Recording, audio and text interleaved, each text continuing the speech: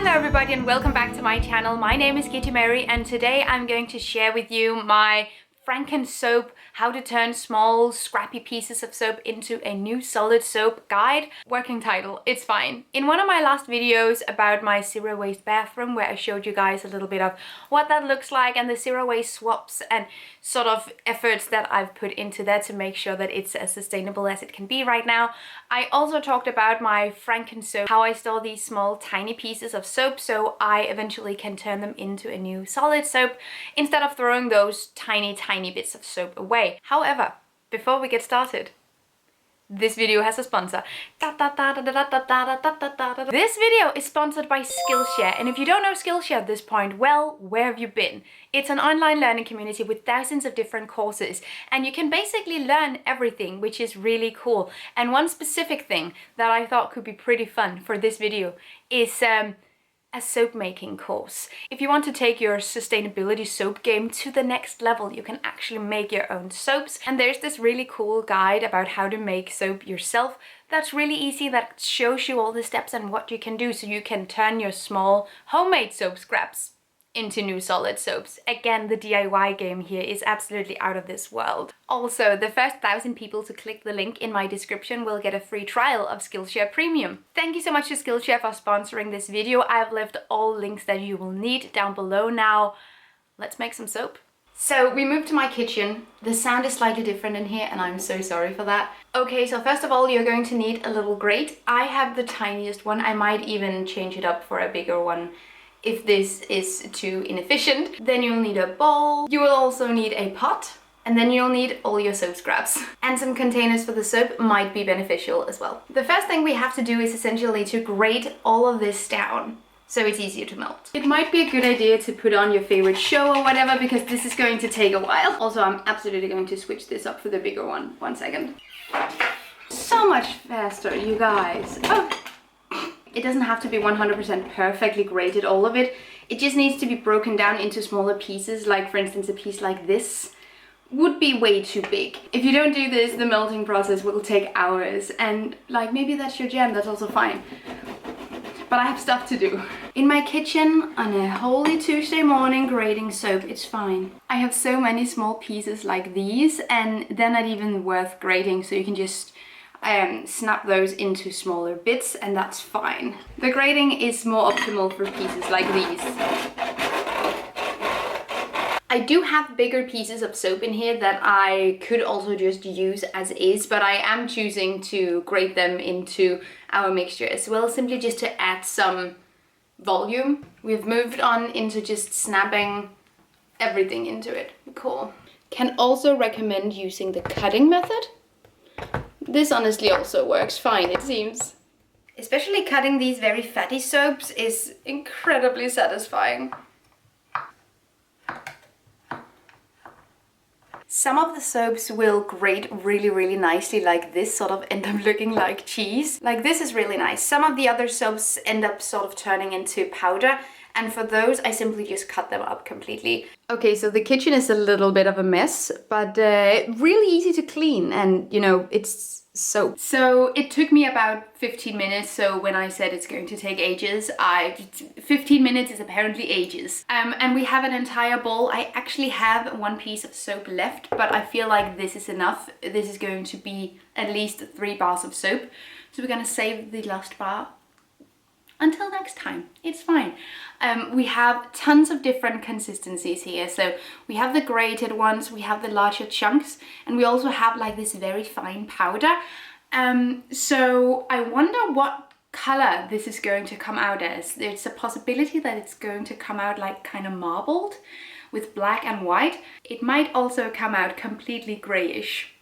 Sludge colored. Okay, aren't you loving all of these angles that I am sporting in today's video? I cannot make up my mind, and maybe that's also fun, I don't know. So we're going to melt the soap into a somewhat unified consistency, and we have a lot of it, so it might take a while. I'm just using a simple chopstick to stir it around, and we are going to use the pot with a little bit of water, and we're going to make a double boiler and simply just let it melt in there.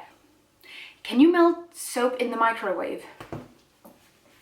Place your soap in the microwave and heat for 45 seconds. Stir your soap, continue melting your soap in 15-second intervals, stirring in between time until your soap base is completely melted.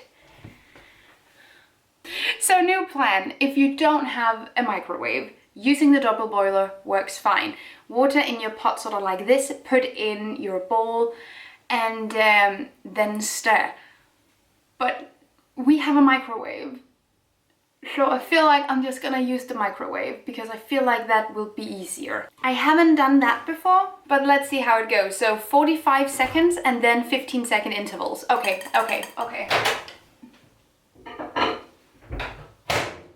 On medium heat, I assume?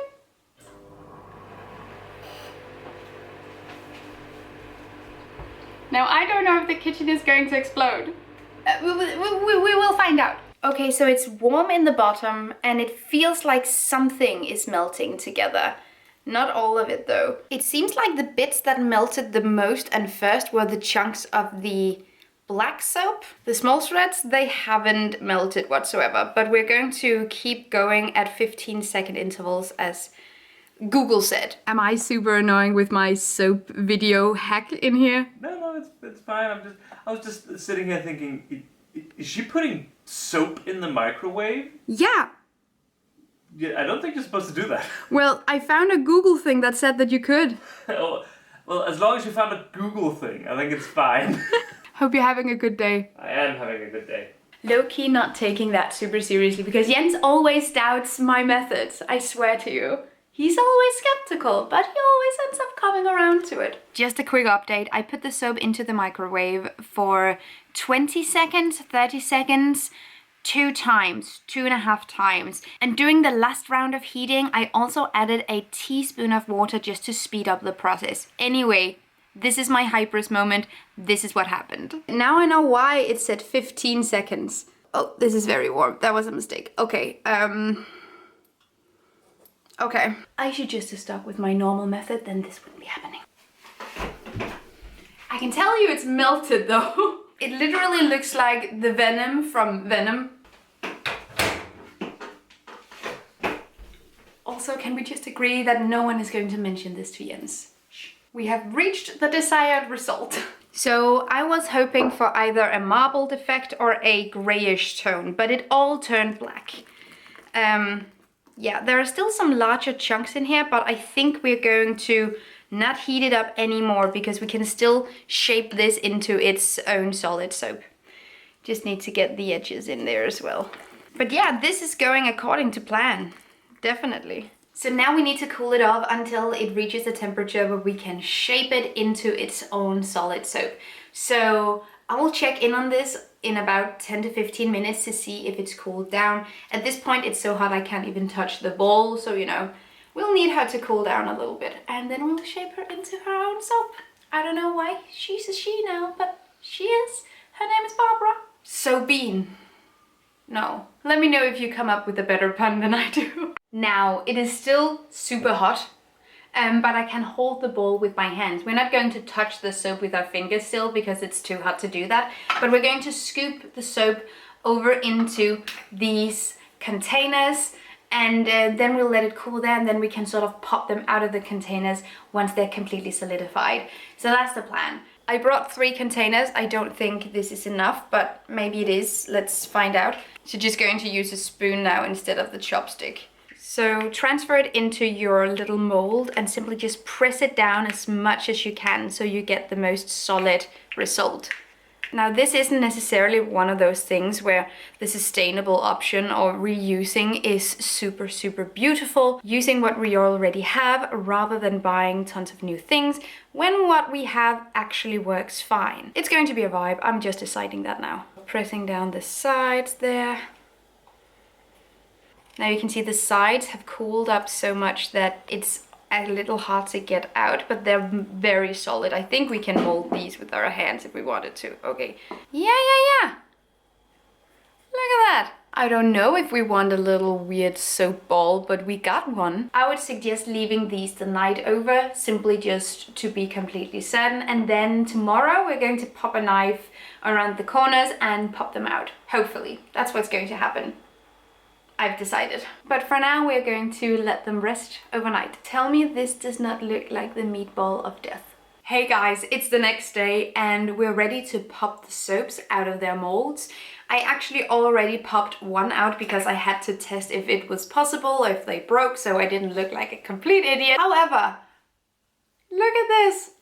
Look at her. She came out of her mold just fine. There were a couple of small break-off pieces that I just simply pressed into the main bar again with my hands. She looks pretty well. The meatball of death also still works. So now we have to take the big boy out of the mold and I'm excited. Just run the knife here across all the edges to get it loose and then you'll be able to get the knife underneath there and pop it out. So there are also here some small bits that have fallen off that we'll simply just press back into the main soap. I could even slice this in two because it's a little bit big.